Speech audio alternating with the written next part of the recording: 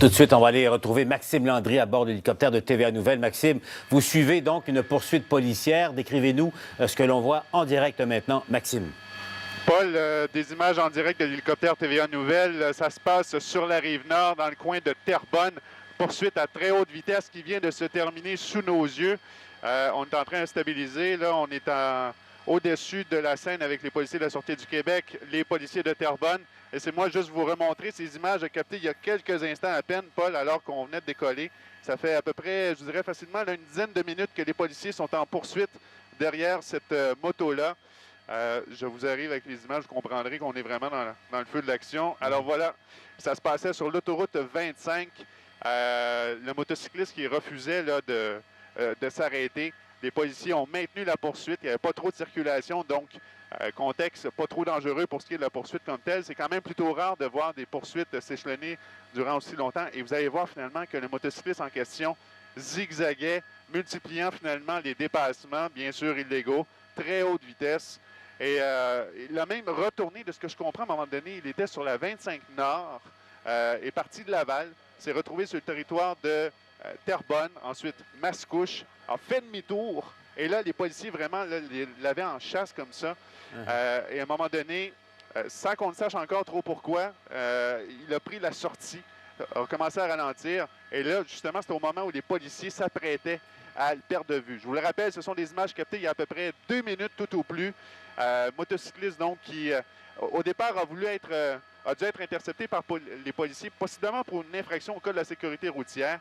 Et finalement, juste dans cette bretelle ici à Terrebonne, il s'est immobilisé. Peut-être un problème mécanique avec son engin également. Et vous allez voir finalement l'arrestation qui s'est déroulée.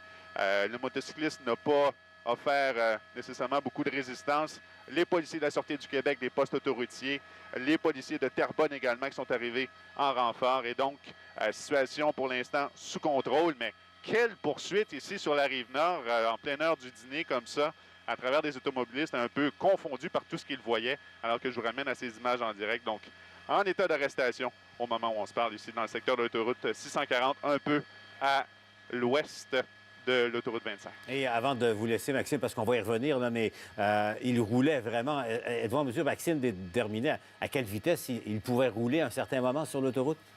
On a évoqué des pointes à un moment donné à 200 km/h à le voir filer. Écoutez, même nous, à bord de l'hélico, là, je peux vous dire une chose, mon collègue Michel Carreau, on avait le moteur à pleine puissance pour essayer de le rattraper et de le suivre. Alors, mais tout ça, donc, s'est déroulé. Il n'y a pas eu d'accident ou d'accrochage à ma connaissance. À un moment donné, évidemment, lorsqu'on parle d'une voiture, on va souvent déployer les tapis cloutés.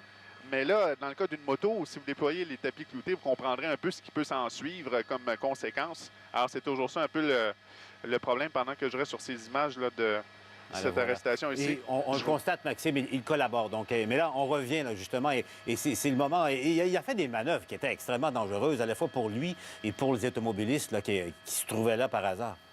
Honnêtement, Paul, à un moment donné, lorsqu'il a pris la bretelle de la 25 pour de la 640, il y avait une circulation quand même assez dense, il y avait des poids lourds, et même mon collègue Michel dit il va se planter. C'est littéralement l'expression qui nous est venue en tête.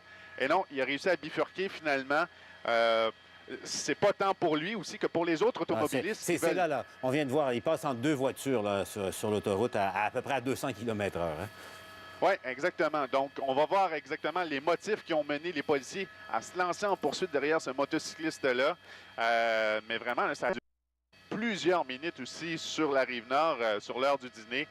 Toujours les policiers qui se tenaient à 300-400 mètres derrière.